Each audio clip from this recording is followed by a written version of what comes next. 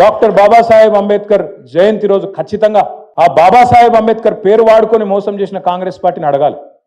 ఇగో మేం చెప్పిండ్రు కాంగ్రెస్ వాళ్ళు ఎస్సీ ఎస్టీ డిక్లరేషన్ అని చెప్పిండ్రు. అలా బాబాసాహెబ్ అంబేద్కర్ పేరు వాడుకున్నారు. ఏమన్నారు?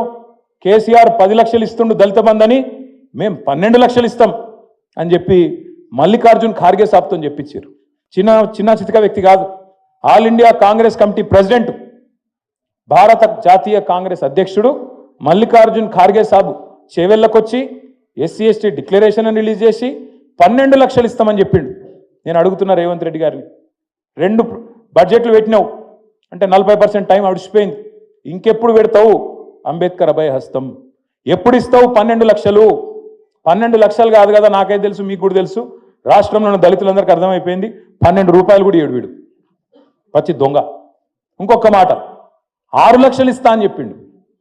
5 లక్షలు కాదు, డబుల్ బెడ్రూము 6 లక్షలు ఇస్తా నేను, మిగతా వాళ్ళకి 5 లక్షలు ఇస్తా, ఎస్సీ ఎస్టీలకు 6 లక్షలు ఇస్తా అని చెప్పిండు. మరి నేను అడుగుతున్నా ఇవాళ డాక్టర్ బాబాసాహెబ్ జయంతి సందర్భంగా, ఏమైంది నీ 6 లక్షల మాట? ఎక్కడ పోయింది? ఖార్గే గారు ఎక్కడున్నారు?